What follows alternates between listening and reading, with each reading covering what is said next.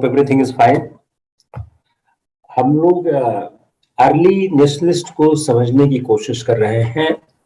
Early nationalism को समझने में जो राष्ट्रवादियों की उपलब्धियां हैं वो क्या थी, उनके मेरिट्स और डिमेरिट्स क्या थे, और कैसे अर्लियर नेशनलिस्ट के काम धाम से जो उदारवादी के काम थे, उनके जो एक्शंस थे, how the extremism has been aroused. तो जो डिफेंस ऑफ सिविल राइट था, जो हमारे अर्ली नेशनलिस्ट थे, उन्होंने इस बात को रिकॉग्नाइज किया कि जो सिविल राइट का है उसका डिफेंस जरूरी है। तो फ्रीडम ऑफ स्पीच, इस पर उन्होंने काम करना शुरू किया। 1878 में जो वर्नाकुलर प्रेस एक्ट आता है,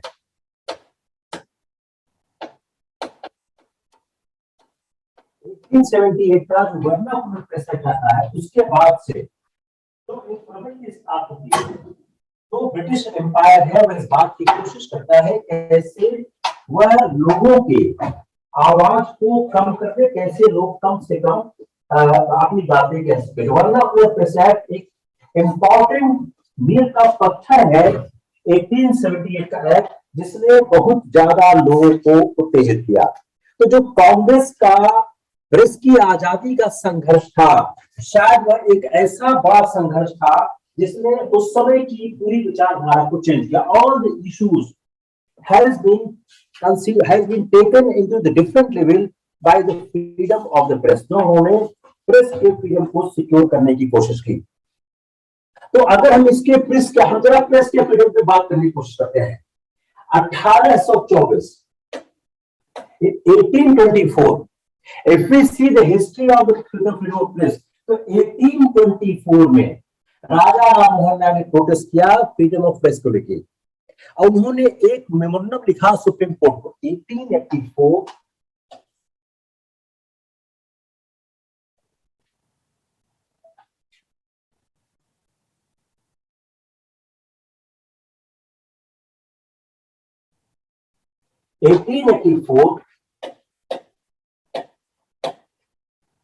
राजा Rammohan Roy, if you remember my lecture of the social awakening जिक्र क्या था, Rammohan Roy supreme court letter.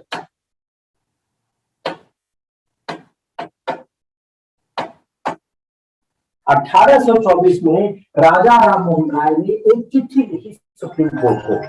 वो चिट्ठी किस बात को लेकर थी? वो चिट्ठी इस बात को लेकर थी कि कैसे फ्रीडम ऑफ प्रेस के रोकने के मुद्दे का विरोध किया जाए। तो उन्होंने जो मेमोरेंडम दिया सुप्रीम, उन्होंने क्या बोला, लाइन क्या थी, every good ruler will be anxious to afford every individual the readiest means of bringing to his notice whatever may be required for his interference. अगर आप इसको हिंदी बोले तो हर अच्छे शासक को इस बात की फिक्र होनी चाहिए कि वह लोगों को ऐसे साधन उपलब्ध कराए जिसके जरिए उन समस्याओं और मामलों की सूचना शासन को जल्दी से जल्दी मिल सके। अब यह कैसे मिलेगा? थ्रू प्रेस मिलेगा। वो कहना क्या चाह रहे थे, हर शासक को ऐसा युक्ति करना चाहिए, every ruler should introduce A system so that he can have the access of everything in advance। कोई चीज जल्दी जल्दी शासक के पास कैसे पहुंचेगी? It will reach only via the press। तो 1824 में जो राजा राममोहन राय ने फ्रीडम ऑफ प्रेस, ये बड़ा अच्छा स्टेटमेंट है, मैं इसको टाइप नहीं कर पाया, आप लोग इसको जरूर नोट जो है 1824 में राजा राममोहन राय ने पहली बार बात शुरू की। तो 1870 से 1918, तो 1870 to 1980 जो यह टाइम फ्रेम था, जो 1817 से 918 तक का टाइम फ्रेम था, यह टाइम फ्रेम क्या था? जब चेतना और जागरूकता बढ़ रही थी, वह टाइम फ्रेम था। National movement had not initiated mass agitation from, अब तक देशों में मास एजिटेशन नहीं हुआ था। यह मास एजिटेशन नहीं हुआ था तब तक, क्योंकि गांधी के आने के पहले मास एजुकेशन उस तरह नहीं हुआ करता था, तो ऐसा समय था, लेकिन चेतना और जागरूकता की लहर फैलने लग गई थी। मास एजुकेशन नहीं था, लेकिन try to understand this basic difference. In your prelims question, these two words were used. दोनों हो रहा था, लेकिन एक्टिव मोबिलाइजेशन हो रहा था। Mobilisation and awakening, mobilisation and awakening.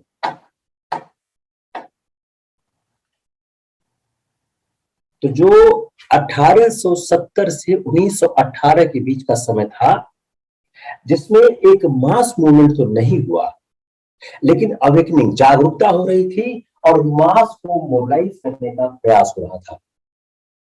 तो उस समय का जो सबसे पहला कार्य क्या था? जनता का राजनीतिकरण।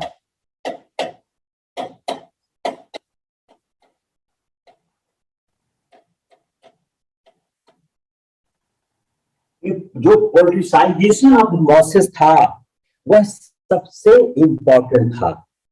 और अगर आप 1885 का कांग्रेस का अधिवेशन देखें, 1885 का, उसमें क्या था? 1/3 जर्नलिस्ट। तो आप कह सकते हैं कि कांग्रेस की स्थापना में जर्नलिस्ट का बहुत बड़ा योगदान था। और भारतीय राष्ट्रीय कांग्रेस का जो शुरुआती काम था, वो क्या था? It was dependent on the press.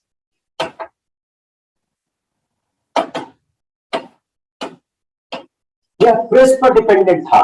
शुरुआती दौर का जो कार्यक्रम था, वह प्रेस पर डिपेंड था, जो वो अपना राजनीतिक कार्यक्रम चलाया करते थे। तो जो पावरफुल न्यूज़पेपर था, वो इमर्ज किया at that point of time, and Congress was taking the help of those press, और राजनीतिक कार्यक्रम को चलाने के लिए।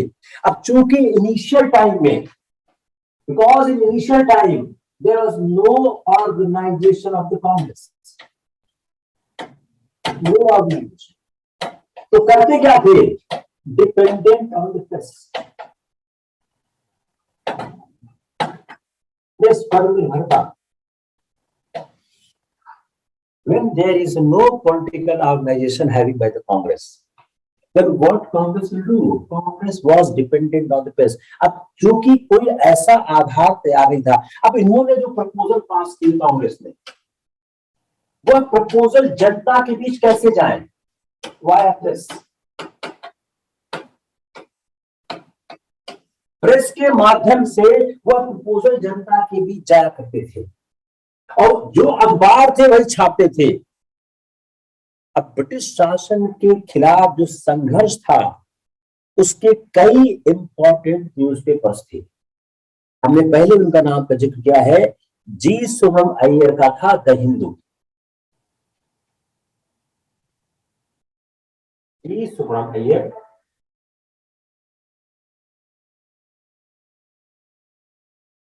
जी सुब्रमण्यम अय्यर,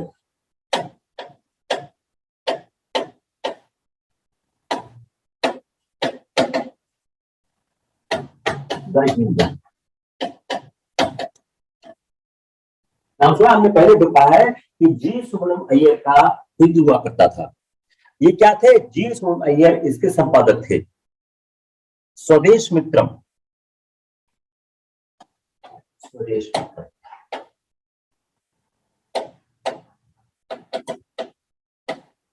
ये जी सुब्रम अय्यर के दो महत्वपूर्ण पेपर थे, बाल गंगाधर तिलक, केसरी और मराठा। तिलक,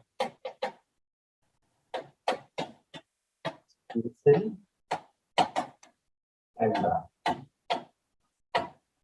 इसमें से एक इंग्लिश में था, एक मराठी में था, हम पहले ही बता चुके हैं। सुरेंद्र नाथ बनर्जी बंगाली, सुरेंद्र नाथ बनर्जी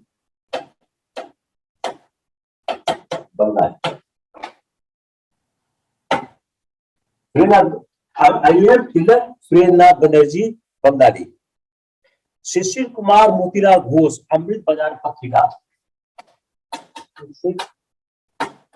कुमार एंड मोतीलाल घोष,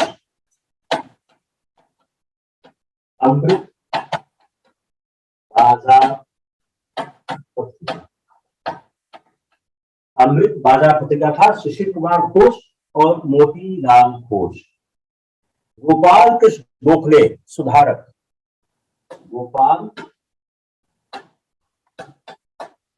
कृष्ण गोखले सुधारक। गोपाल कृष्ण गोखले का था सुधारक।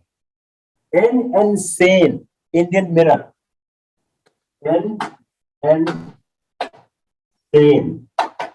Indian mirror.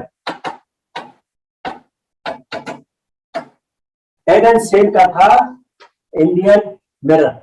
दादा भाई नौरोजी हिंदुस्तानी और एडिटर ऑफ इंडिया, दादा भाई नौरोजी, दादा भाई हिंदुस्तानी एडवोकेट ऑफ इंडिया।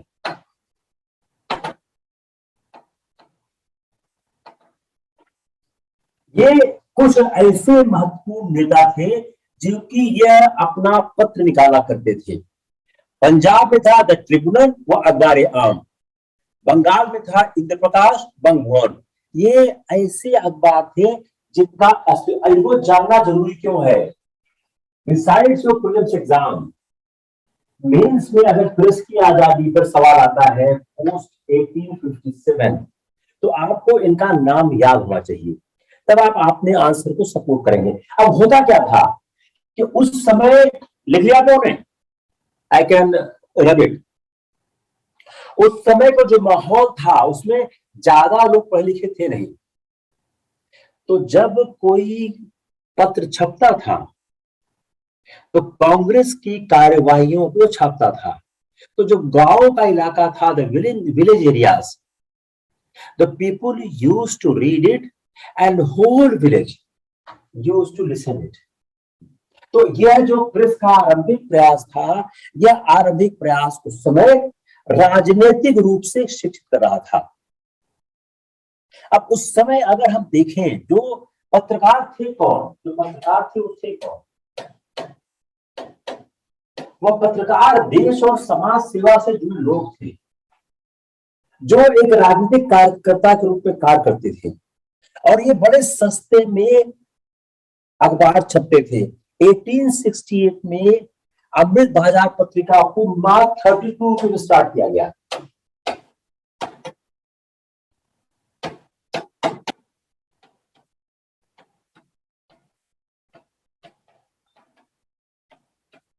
मात्र 32 रुपए में अमृत बाजार पत्रिका को 1868 में स्टार्ट किया गया। 1879 में सुरेंद्र बनर्जी बंगाल तक, 1879 सुरेंद्र बनर्जी बंगाली में जो परचेज किया मात्र 1600 रुपीज में। तो आप कह सकते हैं उस समय बड़ी महंगाई थी नहीं। अब जो ब्रिटिश सरकार ने किया क्या, 1870 में सेक्शन 140-24 ऐड कर दिया आईपीसी में।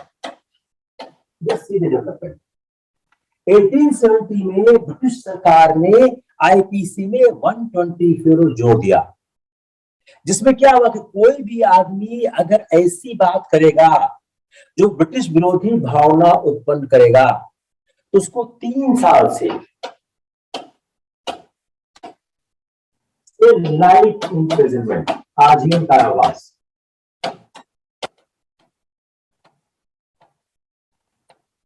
if anyone will give any disaffectionate with respect to the government, तो उसको सजा हो सकती थी 3 साल से लेके। तो जो 1870 में अमेंडमेंट हुआ in section 124 of IPC, what section 124A is saying कि if anyone attempts to excite feelings of disaffection to the government established by law in British India, that person was to be punished with the transportation for life, for any term, or with imprisonment up to the 3 years. This clause क्या हुआ? Later supplemented with the more strict measures. तो जो 124A 1870 में IPC में जोड़ दिया गया, इसका इंटरप्रिटेशन क्या हुआ कि कोई भी आदमी अगर भारत में जो स्थापित ब्रिटिश सत्ता है उसके प्रति विरोध की भावना भड़काएगा तो उसको 3 साल की कैद से आजीवन देश निकाला तक की सजा का प्रावधान था। आजीवन देश निकाला, ट्रांसपोर्टेशन। इससे क्या हुआ? इससे ब्रिटिश का कंट्रोल भारत के लोगों पर गया। अब भारत ने किया क्या? अब 124 से बचा कैसे जाए? How to get rid of 124? जो प्रेस था उसने एक नया रास्ता निकाला कि उन्होंने जो ब्रिटिश समाचार पत्र में जो ब्रिटिश में लोग लिखते थे, क्योंकि यह लागू होता था ब्रिटिश इंडिया पर, यह फॉरेन में लागू नहीं होता था, it was only for British India. तो पत्रकारों ने क्या किया कि जो उन्होंने फॉरेन के पेपर में जो चीज छपती थी, जो साम्राज्यवाद के विरोध में होती थी, उसको अपने प्रेस में छाप देते थे। इससे क्या होता था? इससे इन पर आप एक्शन नहीं ले सकते हो। वही अगर आपको एक्शन लेना है तो आपको डिफेंडेंट बनाना पड़ेगा। किसको? जो आउटसाइडर्स जिसने लिखा हुआ है। लेकिन जो ब्रिटिश कानून है इसकी इजाजत नहीं देता था। The British law was not permitting it. इसमें क्या होता था कि आप चाह कर भी कोई एक्शन उनके खिलाफ ले नहीं पाते थे, आप चाह कर भी कोई एक्शन नहीं ले पाते थे। तो उन्होंने एक नया तरीका निकाला। अब राष्ट्रवादी जो अधिकार थे, खासकर भारतीय अधिकार थे, उनके लिए काम कठिन करने के लिए 1878 में वर्नाकुलर प्रेस एक्ट आया। अब वर्नाकुलर प्रेस एक्ट था किस पे? यह सिर्फ किस पे था? यह उन लोगों पर था जो देशी भाषाओं में समाचार निकाला करते थे। क्योंकि 1870 के डिकेड ऑफ 1870s जो इंडियन प्रेस था स्ट्रॉन्ग होने लगा, और जो लिटन की सरकार थी जो 1876-77 में जो फैली हुआ, आकार हुआ, उसकी इन्होंने बड़ी आलोचना की। लिटन की सरकार जो उस समय थी, लिटन की सरकार को लगा कि हाउ टू कंट्रोल इट, इसलिए उन्होंने 1878 का वर्नाकुलर प्रेस एक्ट लाया। Now what is the issue? इस बैकग्राउंड पे वर्नाकुलर एक्ट आता है। अब वर्नाकुलर प्रेस एक्ट में क्या प्रावधान डाले गए? वर्नाकुलर प्रेस एक्ट में कहा क्या गया? कहा यह गया कि अगर सरकार समझती है तो कोई अखबार राजद्रोहात्मक सामग्री छाप रहा है या उसने सरकार की चेतावनी का उल्लंघन किया है, तो सरकार क्या करेगी? अखबार को जब्त कर लेगी, सीज कर लेगी। जो 1878 का जो वर्नाकुलर प्रेस एक्ट आया, इस वर्नाकुलर प्रेस एक्ट ने एक बहुत बड़ा हथियार दिया। किसको? हथियार दिया ब्रिटिश शासन को। तो vernacular press act directed only against the Indian language newspaper and was conceived in grave sins and passed a single sitting of the, ये पास किया गया in single sitting of legislative imperial assembly. कोई discussion नहीं हुआ, एक बार में इसको पास कर दिया गया। अब एक्ट में प्रोवाइड क्या किया? Confiscation of the printing press. तो आप खत्म हो गए, confiscation of the printing press.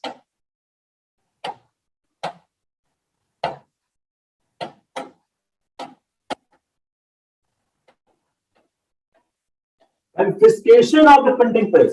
कि अगर आपने राजद्रोहात्मक कोई बात कही, अगर आपने कुछ ऐसा काम किया कि government believe that it was publishing seditious material and had flouted an official warning, seditious material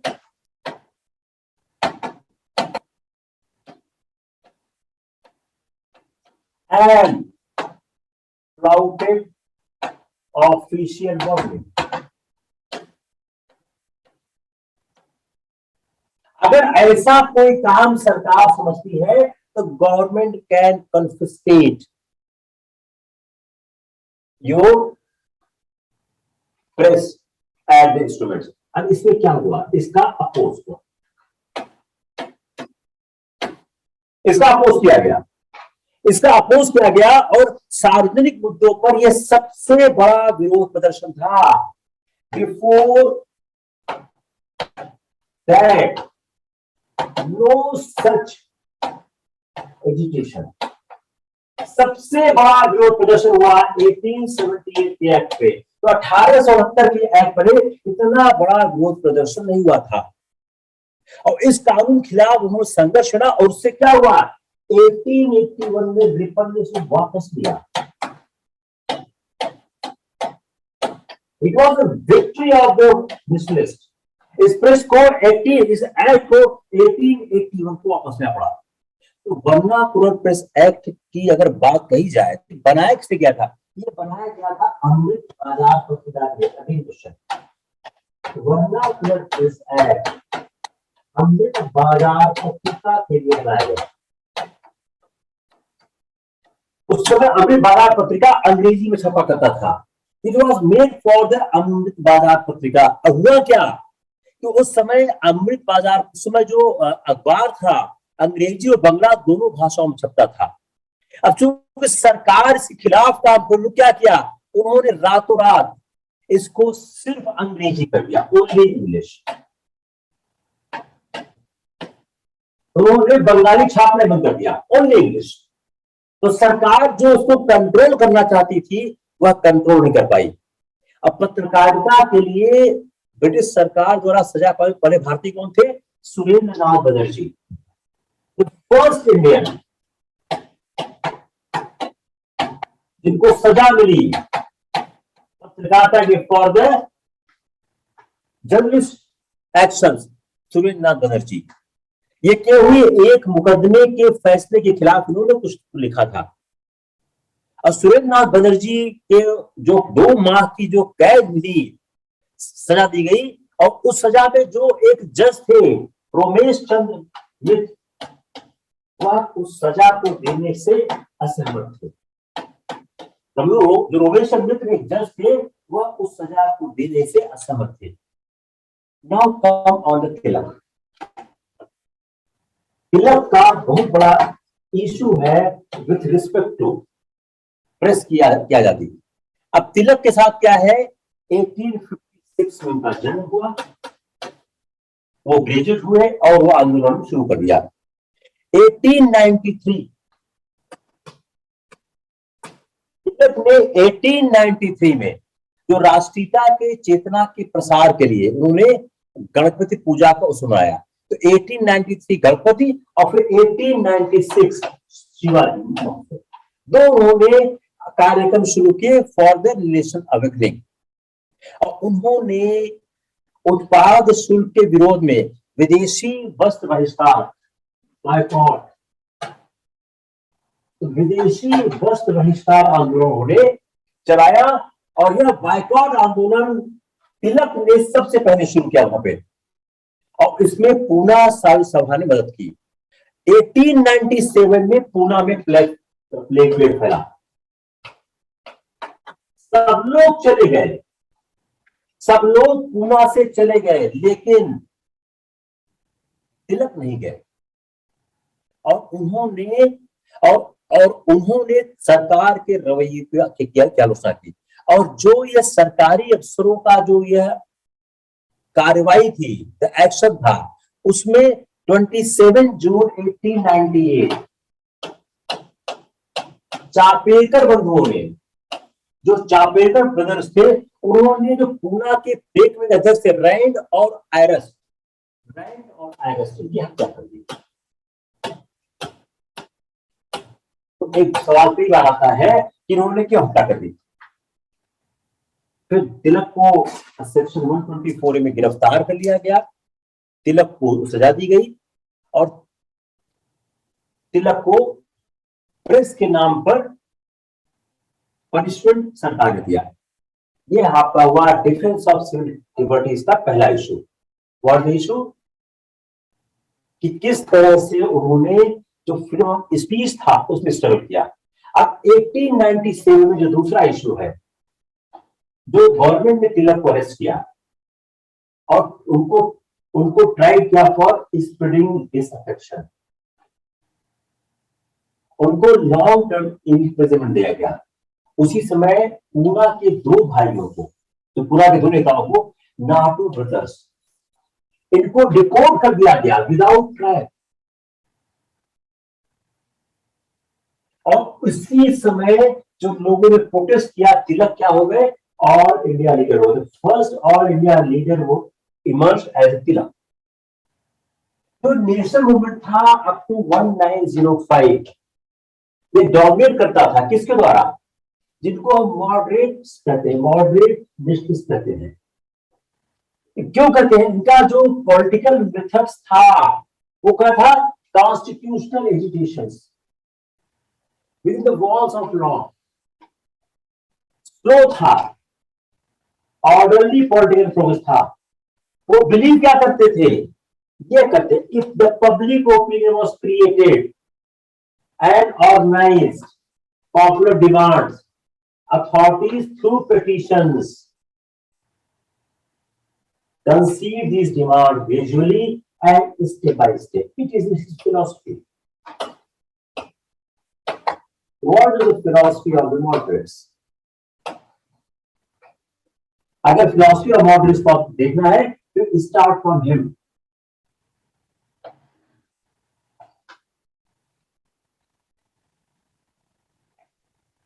His philosophy: constitutional agitation within four walls of law and slow orderly political progress.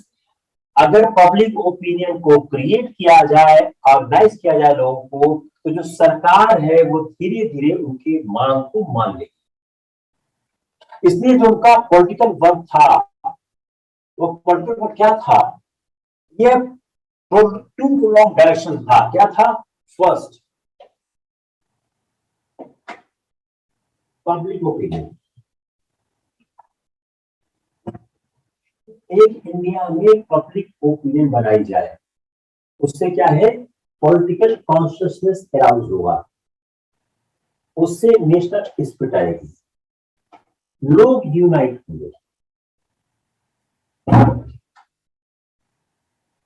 जो नेशनल कांग्रेस के resolutions थे, petitions थे, वह इस गोल की तरफ directed थे।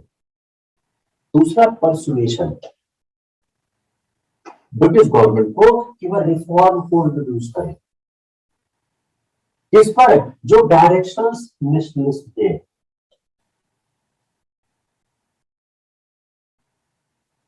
इनका जो वर्क था वह एक पब्लिक ओपिनियन पे था कि लोगों में चेतना का विकास हो। दूसरा कि परसुएशन, कि सरकार को इस तरह परसुएट किया जाए कि वह नेशनलिस्ट थॉट प्रोसेस के हिसाब से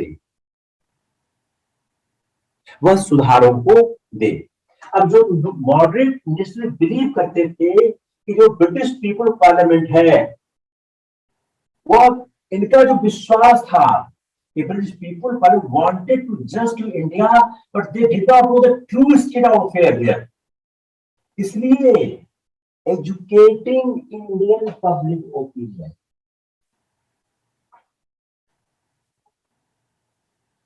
एजुकेट ब्रिटिश पब्लिक ओपिनियन, इसलिए वो प्रोपोगंडा ब्रिटेन में भी करते थे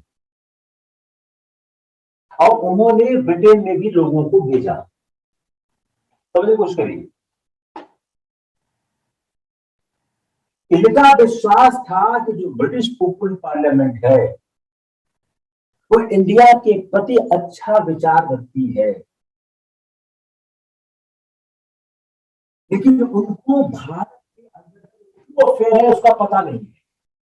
तो भारत के अंदर का ट्रू अफेयर पता करने के लिए एक तो इंडियन पब्लिक ओपिनियन को एजुकेट किया जाए, दूसरा ब्रिटिश पब्लिक ओपिनियन को एजुकेट किया जाए। इसलिए उन्होंने, अब सवाल क्या है, why they need propaganda in Britain? It's a film question, why they send people to the Britain?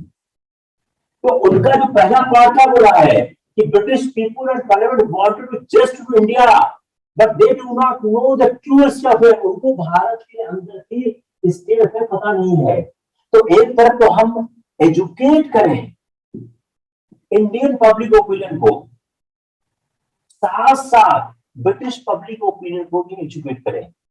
इसलिए 1889 में एक ब्रिटिश 1889 में एक British committee of Indian national Congress बनी और 1890 में इस कमेटी ने एक जनरल स्टार्ट किया इंडिया। और दादा भाऊ जो जौहरी थे उन्होंने अपना ज्यादातर समय और पैसा इंग्लैंड में इसीलिए खर्चा किया पॉपुलराइजिंग इंडिया केस। अब ये नहीं कह सकते हैं जो हमारे मॉडरेट्स थे वो जेन्युइन पैट्रियट्स थे, वह कावड़ भी नहीं थे, वो इस बात में जेन्युइनली बिलीव करते थे कि इंडिया का जो पॉलिटिकल कनेक्शन है विद ब्रिटेन वह in the interest of India है। तब at that stage of history कि जो इतिहास की यह समय चल रहा है इसमें इंडिया का और ब्रिटेन का जो पॉलिटिकल कनेक्शन है वह भारत के हक में है। इसलिए वो प्लान कर रहे थे not to expel the British, British को एक्सपेल नहीं किया जाए, ट्रांसफॉर्म किया जाए। ब्रिटिश को एक्सपेल करने में उसको ट्रांसफॉर्म किया जाए। लेकिन जब उन्होंने देखा बाद में जो इविल ऑफ ब्रिटिश रूल है और जो failure of the government to accept national demand है फॉर रिफॉर्म, तो बहुत से लोगों ने ब्रिटिश लॉयल्टी के बारे में बात करना बंद कर दिया और डिमांड करने लगे सेल्फ गवर्नमेंट फॉर इंडिया। तो यह कहना कि मॉडरेट्स एकदम गलत थे यह भी ठीक नहीं होगा। और ज्यादातर मॉडरेट क्या फील करते थे, अब मॉडरेट को एक्सट्रीम स्टेप क्यों उठा रहे थे, जो फील कर रहे थे time was not yet right कि डायरेक्ट चैलेंज ब्रिटिश रूल के सामने फॉरेन रूल सामने पोस्ट किया जाए। अब जो ऑल नेशनलिस्ट थे ऑफ द पीरियड, जो मॉडरेट इलाके थे, वह उसमें से good intentions of the British rule में बहुतों का विश्वास था। उनका एक विश्वास था कि जो पॉलिटिकल एक्शन है और जो इंडिया की जो पीपुल की स्ट्रेंथ है उस पर उनका विश्वास था। और तो ये इस बात की वकालत करते थे कि fighting for political and economic programme. अब यहाँ पर तिलक और लोगों ने अपना न्यूज़पेपर के माध्यम से अपनी बात कहनी शुरू की और यही लोग बाद में एक्सट्रीमिस्ट और रेडिकल कहलाए। तो जो इंडिया का आरंभिक राष्ट्रवाद था, जो नेशनलिस्ट फेज था, जो अर्ली नेशनलिस्ट थे, जो 1885 से 1905 तक की बात करते हैं, उसमें उन लोगों में बहुत से लोग ऐसे थे जो इंडियन पीपुल के इंस्टिंक्ट पर बिलीव करते थे। वो इस बात की वकालत करने लगे कि fighting political economic and political programme. Tilak ऐसे नेता उसमें उत्पन्न हो रहे थे जिसको हम एक्सट्रीमिस्ट और रेडिकल कहते हैं।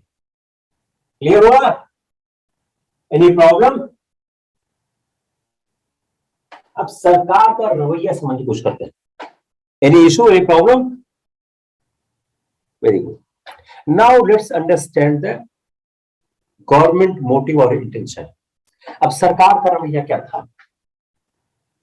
बिगनिंग से ही सरकार हॉस्टाइल थी नेशनलिज्म के राइज को लेकर, और नेशनल कांग्रेस से सरकार सस्पिशियस हुआ करती थी। और जो ब्रिटिश ऑफिसर को ब्रांड क्या किया, disloyal babus, seditious Brahmins and violent villains. लेकिन शुरू में जो हॉस्टिलिटी थी ओपनली एक्सप्रेस नहीं की गई। क्यों? उनको लगा जो ह्यूम की लीडरशिप है वह नेशनल मूवमेंट को, इंडियन नेशनल कांग्रेस को ब्रिटिश के लिए हार्मलेस रखेगी। दिसंबर 1886 में वाइस राय ने इनवाइट किया इंडियन कांग्रेस को गार्डन पार्टी में, लेकिन सून उनको लगने लग गया कि जो नेशनल कांग्रेस है वह उनके हाथ का टूल नहीं बन सकती, और वह धीरे धीरे इंडियन नेशनलिज्म की तरफ बढ़ रही थी। अब जब यह इंडियन नेशन बढ़ने लग गई तो ब्रिटिश ऑफिशियल्स ने कांग्रेस को क्रिटिसाइज करना शुरू कर दिया और 1887 में डफरिन ने अटैक कर दिया। पब्लिक स्पीच में क्या बोला, microscopic minority of the people. और 1906 में कर्जन ने बोला कि कांग्रेस खत्म हो रही है, and one of my ambition in India to assist to a peaceful demise. तो जो एक क्रिटिक्स हैं, जो क्रिटिक्स इस बात को कहते हैं कि जो नेशनलिस्ट मूवमेंट था, नेशनल कांग्रेस था, उसने कुछ भी अचीव नहीं किया। आरंभिक दौर में नेशनल कांग्रेस ने कुछ भी अचीव नहीं किया, और जो उन्होंने एजिटेशन किया उसमें रिफॉर्म बहुत कम इंट्रोड्यूस हुआ।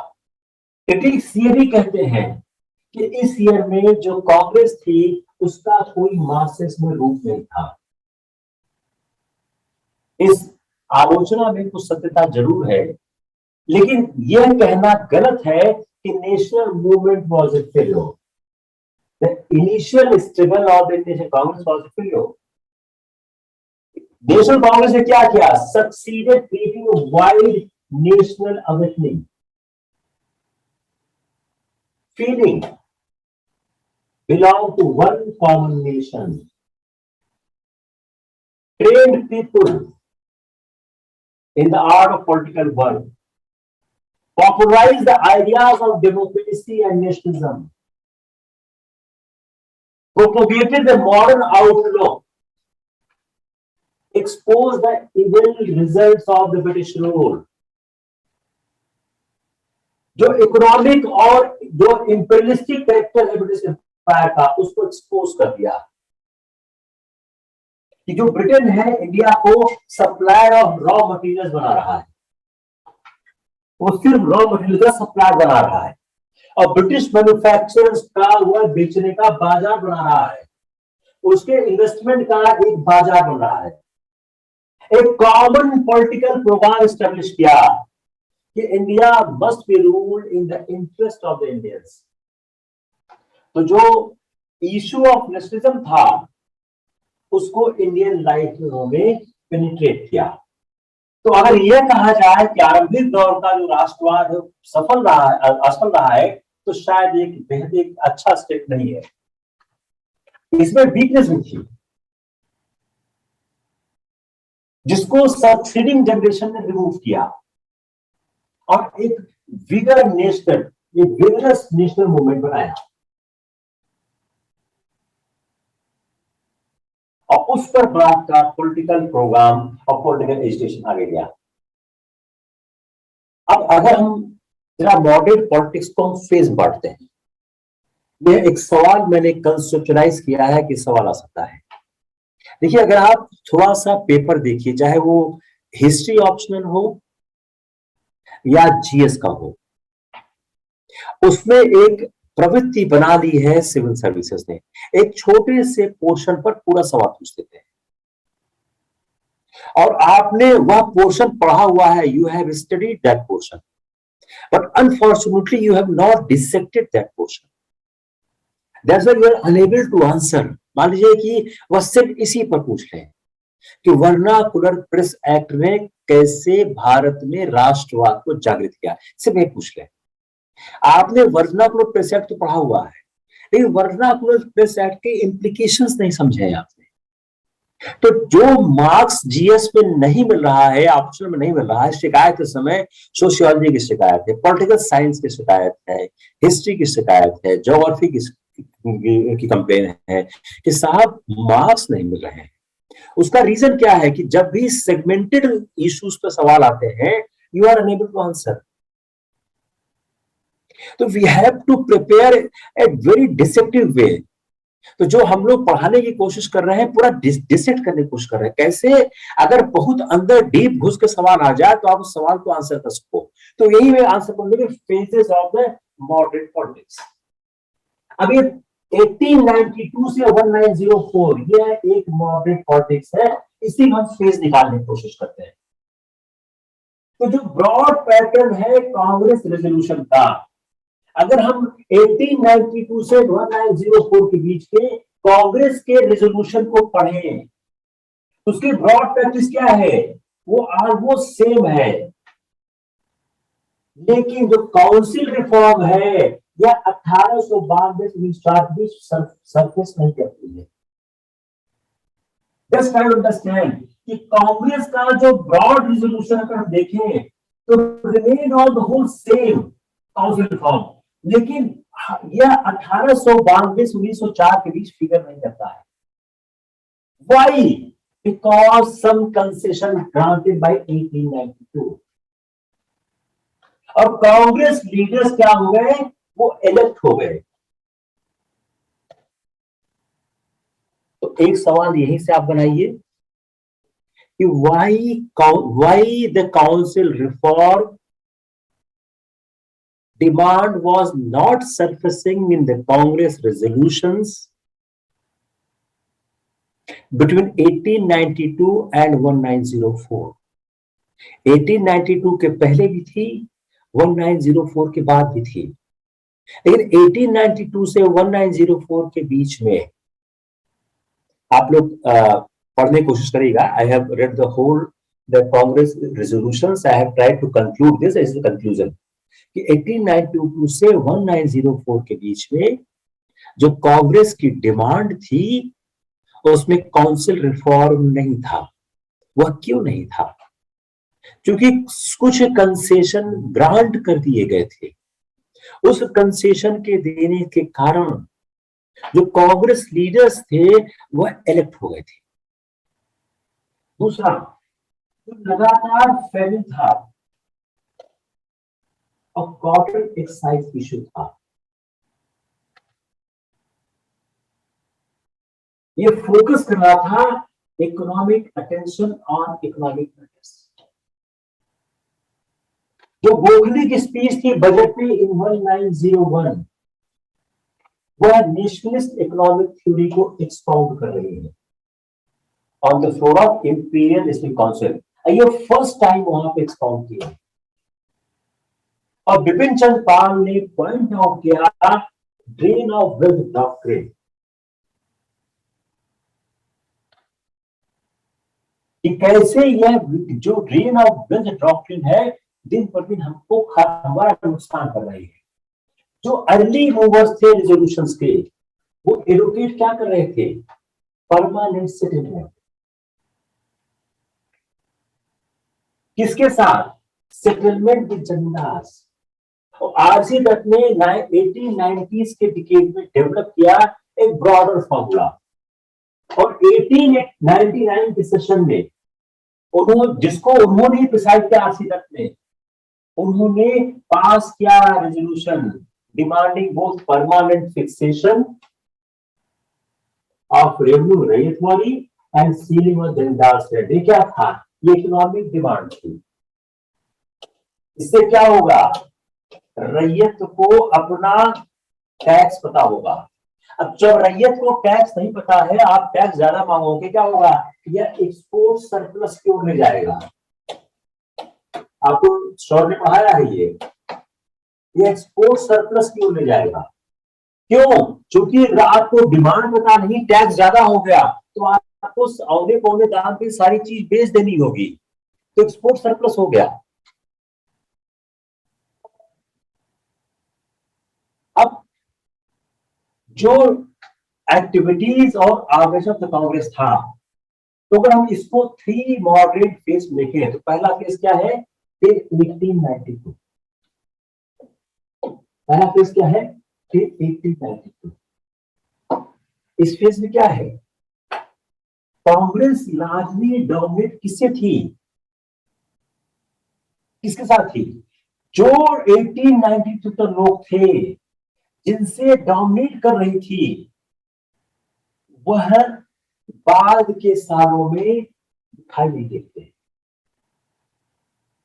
तो जो एक्टिविटीज और कांग्रेस था, अगर हम उसको 3 ब्रॉड फेज देखें तो जो पहला फेज था 1892, तो कांग्रेस लार्जली डोमिनेट करी bye whom and his presence did impart a certain dynamism, लेकिन वह बाद में दिखाई क्यों? इसमें बहुत से लोग 1892 के एक्ट के काउंसिल सुधार के कारण चले गए असेंबलीज में। क्लियर? अब अगर हम पहले 5 सेशन में कांग्रेस को देखें, 1885 टू 1889, इन 5 सालों में कांग्रेस की फिगर कहां बढ़ी है? 72 टू 2000।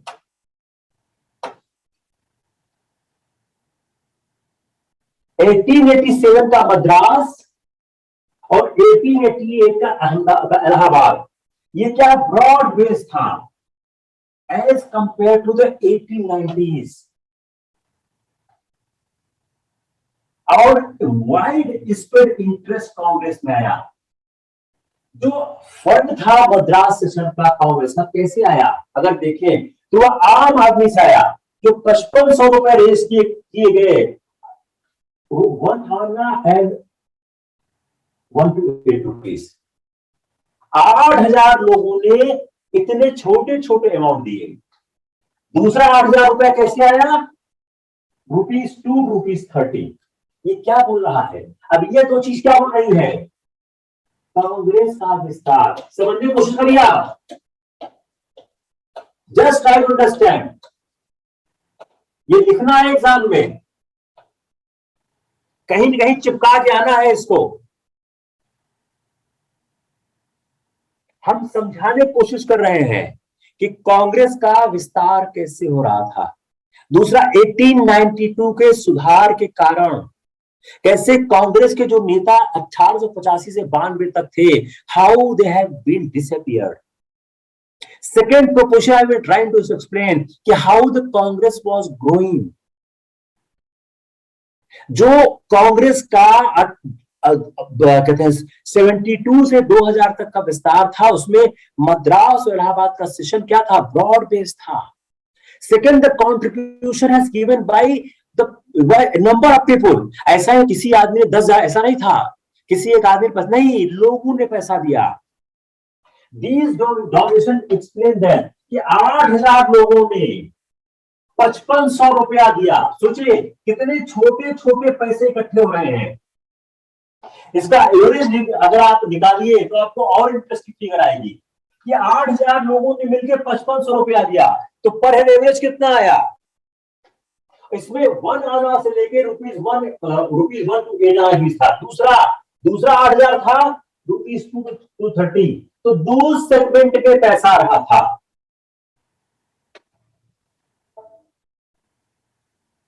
अब क्या था?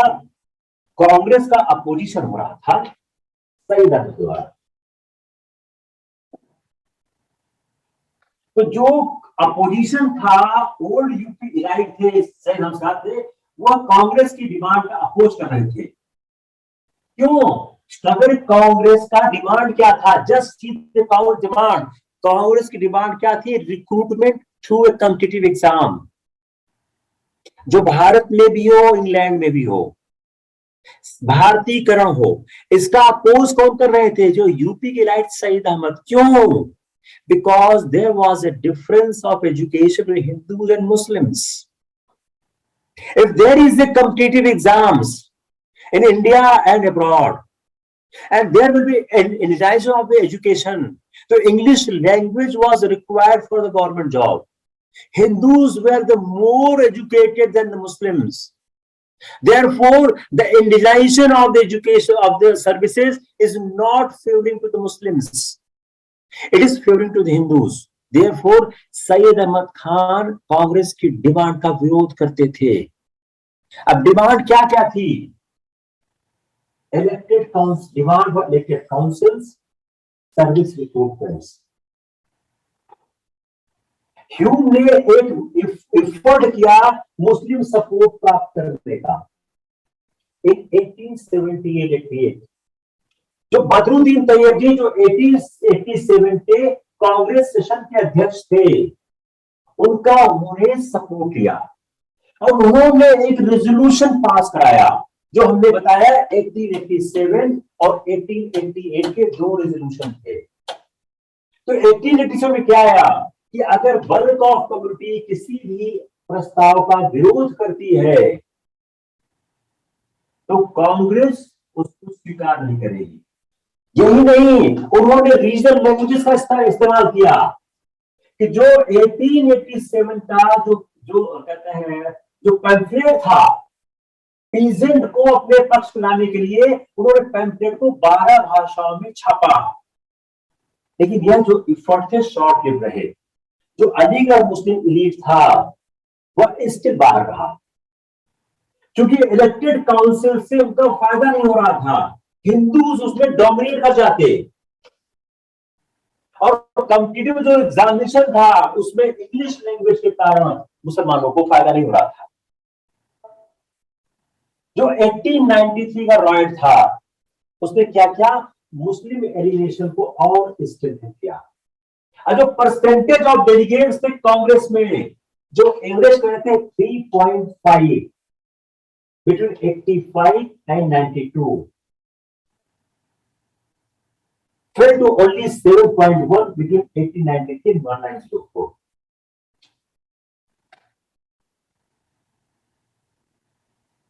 फिगर तरफ से गलत टाइप हो गया, चेक कर. तो आप इसको ये करिए, इसको याद रखिए कि जो मुस्लिम डेलीगेट्स का रिप्रेजेंटेशन था 1885 to 92 1893 1905 के बीच में गिर गया और 1899 में इनका जो एक रिप्रेजेंटेशन दिखता है वह क्यों दिखता है, क्योंकि लोकल मुसलमानों ने उस पर काम किया. तो कंफ्यूजन बताओ, किसी को कोई कंफ्यूजन है? नहीं है?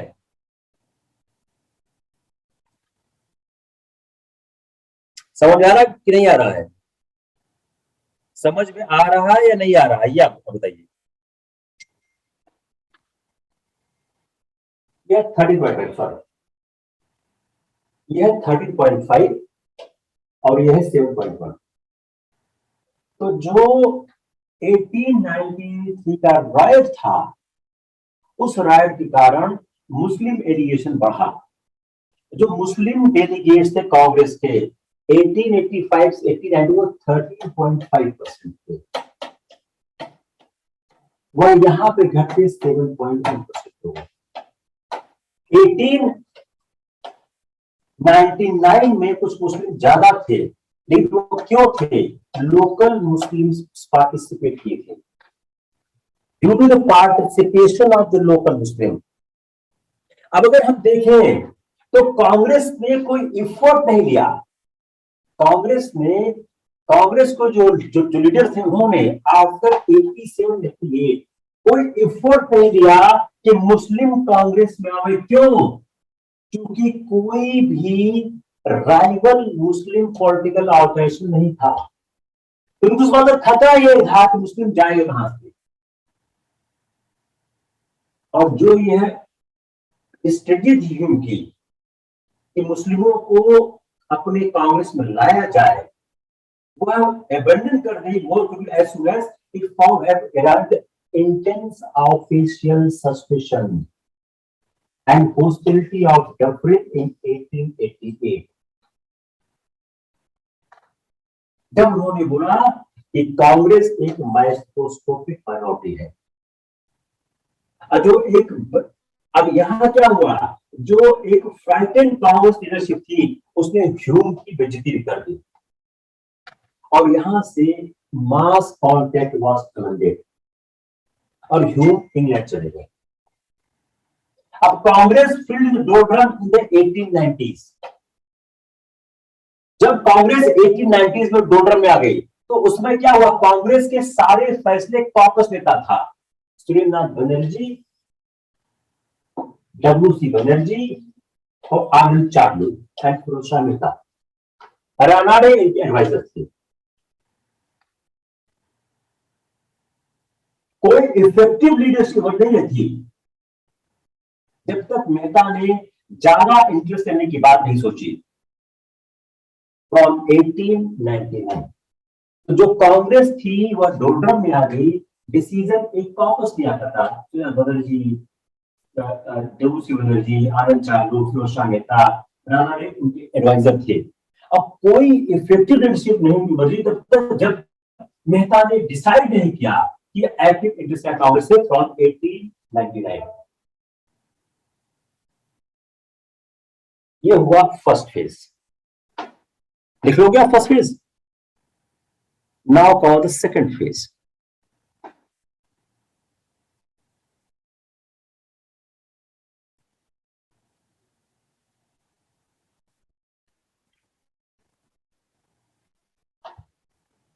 कोई सवाल फर्स्ट फेज पे?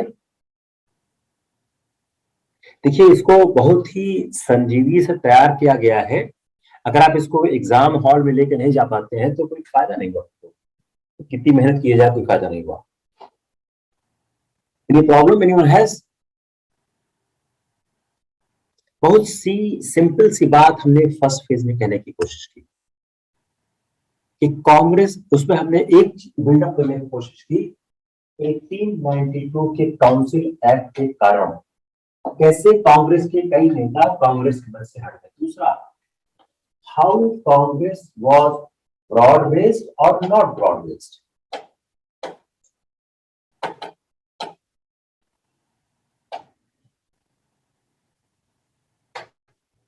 और जो कांग्रेस की इनिशियल डिमांड थी उसमें हिंदू मुस्लिम एंगल कैसे आ रहा था।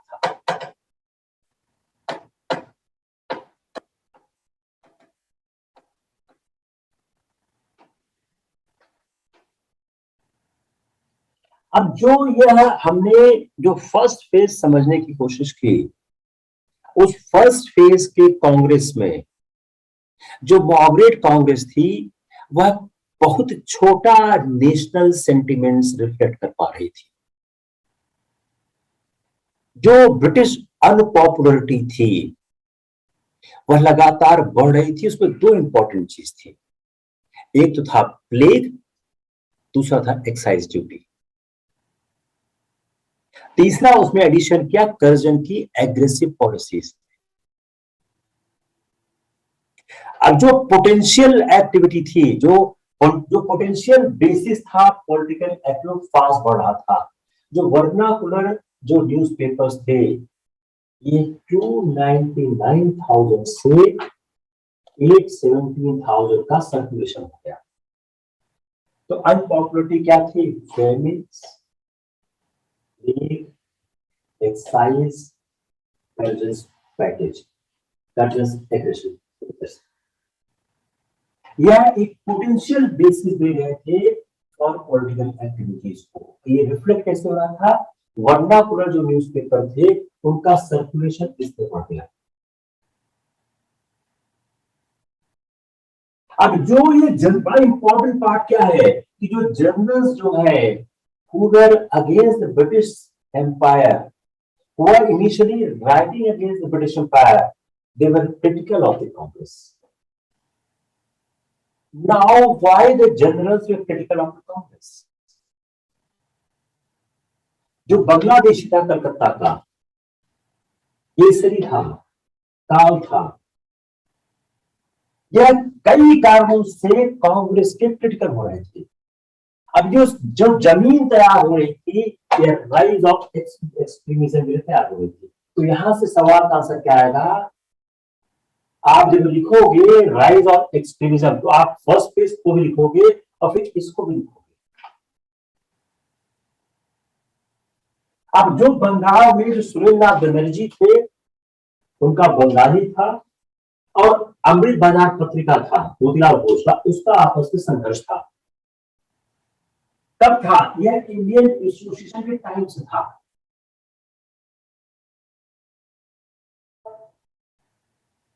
जो स्टार्टिंग पॉइंट है इस न्यू अप्रोच का, वह कांग्रेस का क्रिटिसिज्म क्यों कर रहा था? For its militant technique of appealing to British, भिखमंगी राजनीति इसको कह सकते हो।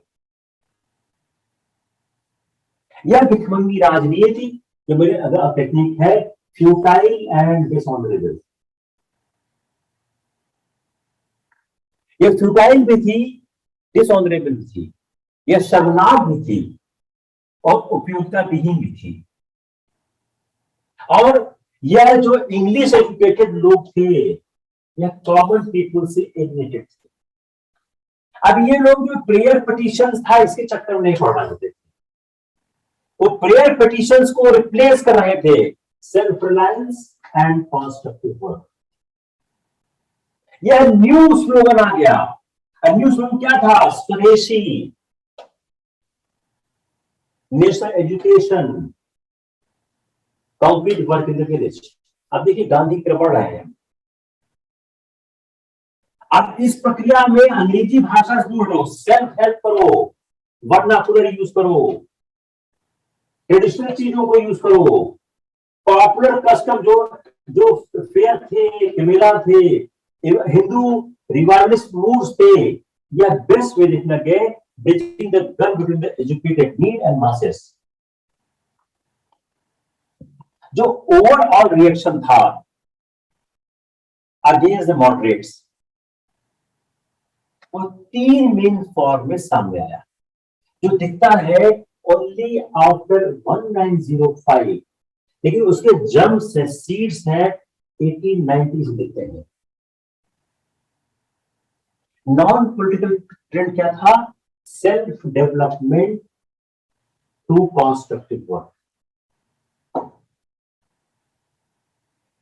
ब्रिटिश फॉरेन रूल को इग्नोर मत करो, आप डायरेक्ट अटैक करो।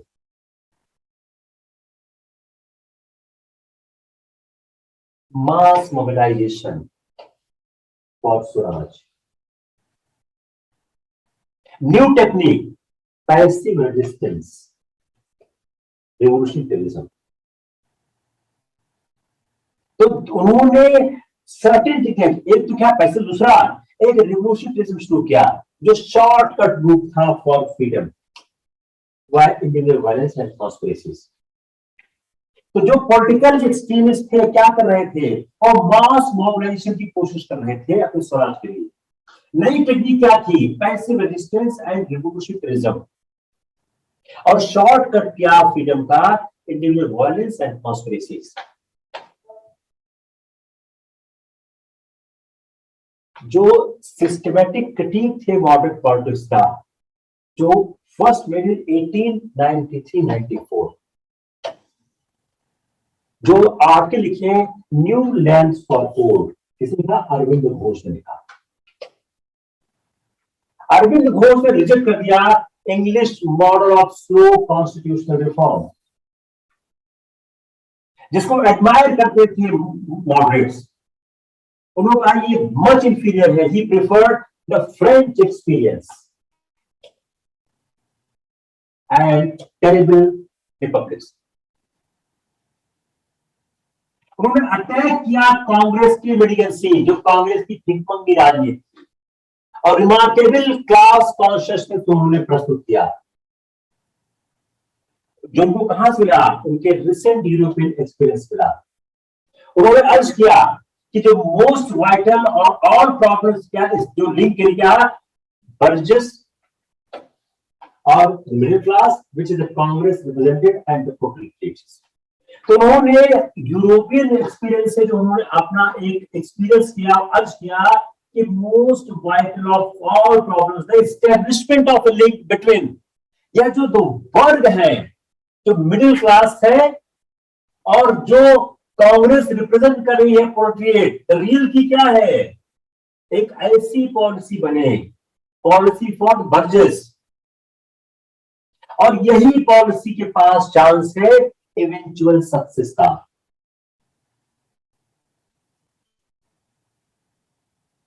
सर्वहारा वर्ग के लिए कार्य किया जाए। एक पूरा सवाल आ चुका है अरविंद घोष पे आपके एग्जाम में, अगर आप लोग पेपर देखें तो उन्होंने एक लिंक बनाने की कोशिश की कि जो समाज का दो वर्ग है उसके बीच एक लिंक बनाया जाए, और वह लिंक जो है वह सर्वहारा वर्ग में काम करे। इस by the turn of the century Aurobindo try कर रहे थे to organise the secret meetings. उन्होंने भेजा जतीन्द्र नाथ बनर्जी और बारिंद्र कुमार घोष को बंगाल में एज एन एमिसरीज। उन्होंने एक प्रोग्राम इनोग्रेट किया, मास पैसिव रेजिस्टेंस। जब एंटी पार्टीशन अपसम शुरू हुआ और जब एक पॉसिबिलिटी दिखी उनको ब्रॉडर मूवमेंट को, अब बंगाल में क्या था, कांग्रेस से लोग जो डिसोल्यूजन थे उनको वाइस दिया किसने, अश्विनी कुमार दत्त ने, जिन्होंने 1857 के अमावती सेशन में कहा कि कांग्रेस से 3 दिन का तमाशा है। तथ्य क्या है, एक 22 साल स्कूल के टीचर थे, उन्होंने अपने पूरे लाइफ टाइम में पेशेंट सोशल वर्क किया और उन्होंने एक unique kind of mass following की, और जो उनका स्ट्रॉन्गेस्ट बेस था वह 1905 के स्वदेशी मूवमेंट था। रविन्द्रनाथ टैगोर जिनका जो एक मैग्निफिसेंट स्टाइल था पोएम का, शॉर्ट स्टोरी का, जो ब्यूटी ऑफ बंगाल के बारे में प्रदर्शित कर रहा था, उन्होंने बंगाल के लोगों के लाइफ पे, जीवन पर लिखा और डायरेक्टली अटैक किया ऑन द कांग्रेस मिलिटेंसी और रिपीटेड बात किया फॉर आत्मशक्ति, सेल्फ रिलायंस।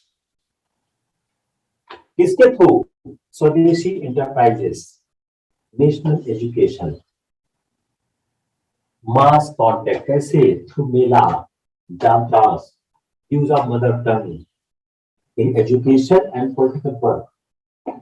जो 20वीं शताब्दी थी जिसमें विवेकानंद का आगमन होता है, उनका मैसेज आता है, वह डायरेक्ट पॉलिटिकल कलर देता है अपने डिसिपल्स को।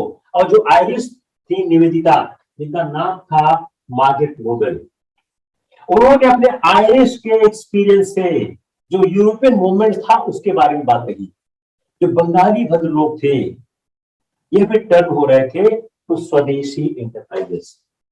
और उस समय जो साइंटिस्ट थे प्रफुल्ल चंद्र रॉय, वो स्टार्ट किया बंगाल केमिकल्स 1893। ये सब का सब कंट्रीब्यूट कर रहा था बंगाल एक्सटेंशन में। आत्मशक्ति, सेल्फ रिलायंस, पीपुल का contact, national education, mother tongue, यह सब का सब क्या था, यह एक तरह से बंगाल में एक्सट्रीमिज्म की ओर हो जा रहा था। अब इसके साथ जो पंजाब में थे हरि किशन लाल, उन्होंने क्या स्टार्ट किया, उन्होंने स्टार्ट किया पंजाब नेशनल बैंक, और आर्य समाजी एक्टिव हो गए स्वदेशी इंटरप्राइजेस में। और कहां से, 1890 के दशक से जो कांग्रेस के डेलीगेट्स थे उन्होंने प्रेस किया 1893 ऑनवर्ड्स कि कांग्रेस के फॉर्मल कॉन्स्टिट्यूशन में सुधार किया जाए। वो चाहते थे जो बंगाल और बॉम्बे की एक्सिस से कांग्रेस ने कब्जा की है उसको हटाया जाए, और उन्होंने मैनेज किया परमानेंट इंडियन कांग्रेस कमेटी को 1899 के सेशन में सेटअप करने का, जिसको 2 साल बाद फिरोजशाह मेहता ने समाप्त कर दिया था। लेकिन इन सब घटनाओं में जिस व्यक्ति ने सबसे बड़ा काम किया वो थे बाल गंगाधर तिलक, जिन्होंने एक्सट्रीमिज्म के ब्लेस को दिया। और तिलक पायनियर थी मेनी वेज रिलीजियस ऑर्थोडॉक्सी को यूज करा उन्होंने। जो मेथड ऑफ मास कॉन्टेक्ट था उसके लिए इस्तेमाल कर रहे थे धार्मिक पुरातन पंथी व्यवस्थाओं को, रेज ऑर्थोडॉक्सी को। उनका जो रिफॉर्म था, जो उनका अलाइनमेंट था कि against reformers of the age of consent issue, followed by the order of the Ganpati festival 1894। जो डेवलपमेंट था पैट्रियोटिक कम हिस्टोरिकल कल्ट, जो सेंट्रल सिंबल बनाया उन्होंने शिवाजी का 1896 ऑनवर्ड्स। इन्होंने एक एक्सपेरिमेंट किया, नो रेवेन्यू कैंपेन, जो बाद में गांधी का था 1896-97 में। जो कॉर्पोरेट एक्साइज का था 1896, इसने वेस्ट इंडिया में एक रिएक्शन को दिया और तिलक ने कोशिश की बायकॉट मूवमेंट। जो फर्स्ट ट्रायल इसका हुआ, द फर्स्ट ट्रायल यूज हुआ इस मेथड का, जो कि एक सेंट्रल नेशनल टेक्निक बना 1905 की ऑनवर्ड्स। तिलक ने बार बार कहा कि हम तब तक कोई सक्सेस अचीव नहीं करेंगे अगर हम मेढक की तरह से साल में एक बार टर्न करेंगे। If you crop once a year like a crop, यह उनकी मास पैसिव रेजिस्टेंस या सिविल डिसओबीडियंस की बात कह रही थी। उन्होंने 19 डिक्लेयर कर दिया कि जो डाउन ट्रॉडन है और निग्लेक्टेड है, you must be conserve your power of making the administration impossible. If you but to choose to make it so, it is you who manage the railroad and the telegraph. Compare with Gandhi. जो तिलक ने 1902 में कहा वही गांधी ने बाद में किया। You can say Tilak was the predecessor of Gandhi. Same चीज, if you read these things, if you read these four lines, if you read these 4 lines, read carefully. It's complete the Gandhi's statement. We will not achieve any success without labors. If you crop once a year like a frog, seem to be groping his way towards the techniques of mass passive resistance or civil disobedience.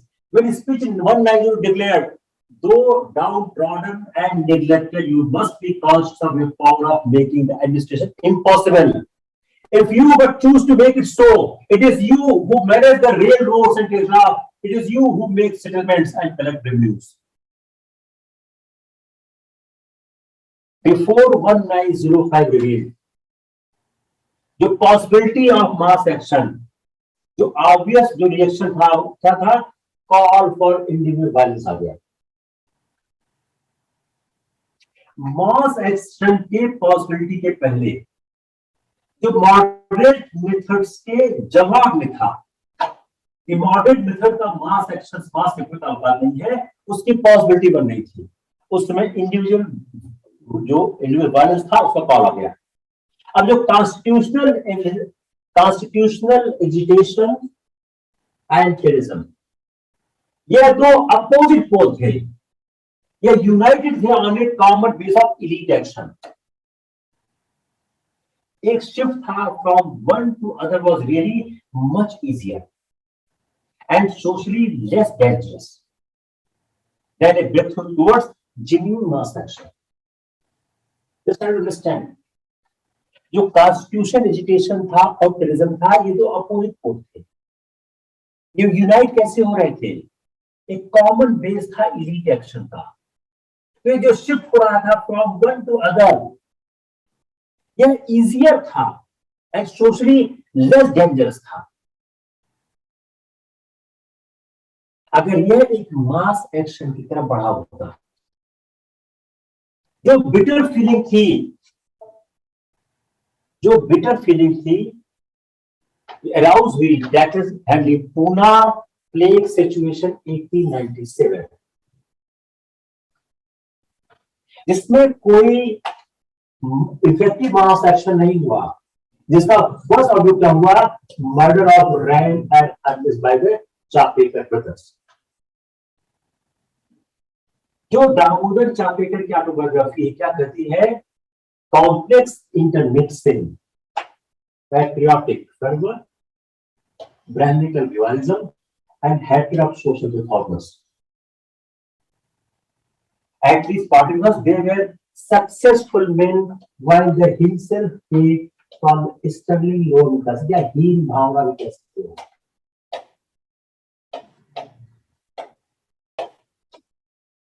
जो दामोदर चापेकर की autobiography है, एक complex internal mixture दिखा रही है। Patriotic,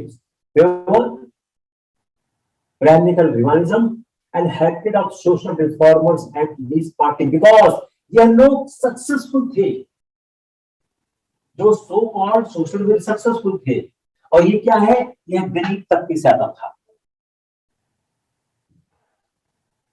अब British ने accused किया तिलक को ऑन सेडिशन, जो उन्होंने केसरी में एक आर्टिकल लिखा था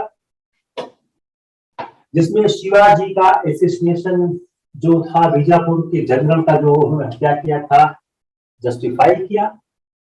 ब्रिटिश को लगा कि जो अफजल खां है उसको ब्रिटिश शासन की तरफ पोर्ट्रे किया गया था, उनको 2 साल की जेल दी गई। इंटायर कांग्रेस ने पब्लिक प्रोटेस्ट किया। जो लोग तिलक को नहीं पसंद करते थे वो भी प्रोटेस्ट में शामिल थे। क्यों? ये क्वेश्चन हो गया civil right and free press का। जो पॉलिटिकल टेम्पो था महाराष्ट्र का, पॉलिटिकल डिक्लाइन, लेकिन ओनली टू राइज अगेन। जो पॉलिटिकल टेम्पो महाराष्ट्र का गिर रहा था वो फिर से बढ़ने लगा। कब? जब कर्जन ने 1905 में बंगाल का विभाजन कर दिया। तो जैसे ही बंगाल का विभाजन होता है, जो पॉलिटिकल जो इशू जा रहा था वो फिनिश हो गया। कोई issue? Now we have reached up to 1905।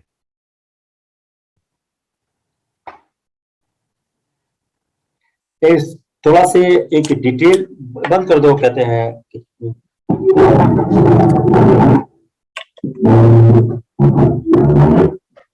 देखिए, ये एक डिफरेंट टाइप के हम लोग स्टडी करने की कोशिश कर रहे हैं। हम फिलोसफिकल चीजें और समझने की कोशिश कर रहे हैं। 2-4 टाइपिंग मिस्टेक हो जाती है, क्योंकि टाइप करते करते क्या, जैसे वो मिस हो गया 30.5 में एक सामने से मिस हो गया, ऐसी तो मिस्टेक टाइपिंग हो जाती है। लेकिन हम यह समझने की कोशिश जरूर करें कि सवाल फ्रेम कैसे होते हैं। जो हमने, अगर हम मॉडरेट फेस को देखें तो मॉडरेट फेस में एक्सट्रीमिज्म कैसे आ रहा था। हम जब इसके बाद आगे बढ़ेंगे तो हम इसके बाद जो अगले चैप्टर पे आएंगे, जहां पर हमारा गांधी के पहले हम 1905 से 1915 तक आ रहे हैं। गांधी के 1905 से 1918 तक आ रहे हैं। तो उसको हम लोग समझने की कोशिश करते हैं। हम लोग थोड़ा धीरे ही चलते हैं, जो चीज करें ठीक से करें, ताकि दोबारा हमको इसमें कोई दिक्कत ना हो। कोई सवाल है तो आप जरूर पूछिए। अगर आज शौर्य क्लास नहीं ले पाएंगे, ही है सम सोशल एंगेजमेंट, मेरे ख्याल से अब ज्यादा अगला क्लास आपके लिए शायद था भी नहीं उचित, because it was a very intense discussion on the early phase of the Indian nationalism. किसी भी चीज के कोई लिमिट तो नहीं है, आप कितना भी एनालाइज करना चाहो करते जाओ, लेकिन हमारे पढ़ाने का फायदा तभी है जब आप इसको सिंक इन कर सको, आप समझ सको। अगर कोई सवाल नहीं है तो हम इसको क्लोज कर देते हैं। बंद कर दो, क्या रिकॉर्डिंग बंद कर दिया ना?